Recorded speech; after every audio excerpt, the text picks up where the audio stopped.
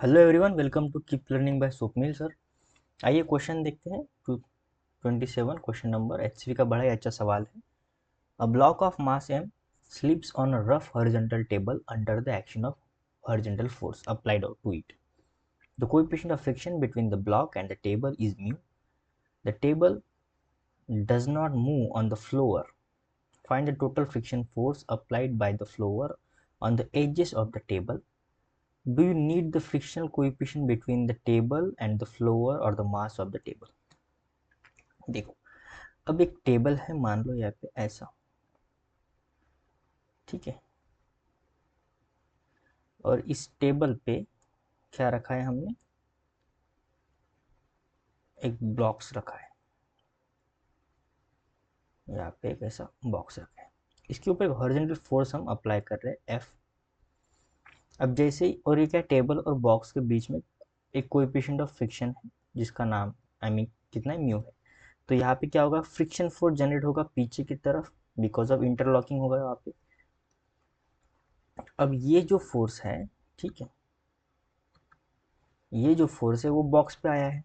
इसका free body diagram में यहाँ पे साइड में निकालता हूँ। ये बॉक्स और ये टेबल, ये यहाँ पे आ गया फोर्स, और इसके मोशन के अगेंस्ट इसके सरफेस पे ऐसा आएगा फ्रिक्शन, और सेम फोर्स इसका एक्शन रिएक्शन पेयर इस टेबल पे आ जाएगा, इस डायरेक्शन में फ्रिक्शन फोर्स, ठीक है। अब ये क्या हो रहा है, ये मूव करने वाला है आगे क्योंकि फोर्स लग रहा है। ये फ्रिक्शन फोर्स टेबल पे इस डायरेक्शन में लग रहा है। अब इसका मतलब टेबल को इस डायरेक्शन में फोर्स आया है।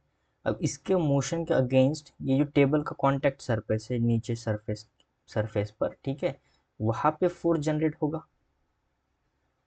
वहां पे फोर्स जनरेट होगा मोशन के अगेंस्ट, यानी पीछे की तरफ यहाँ पर, और उसके पैरों पर फ्रिक्शन फोर्स जनरेट होगा। अब यहाँ पे जो फ्रिक्शन फोर्स होगा वो लिमिटिंग फ्रिक्शन फोर्स होगा, या फिर हम ऐसे कहेंगे एफ डैश, यानी static friction force. F dash is a static friction force क्योंकि वो रोकने की कोशिश कर रहा है, स्टैटिक है।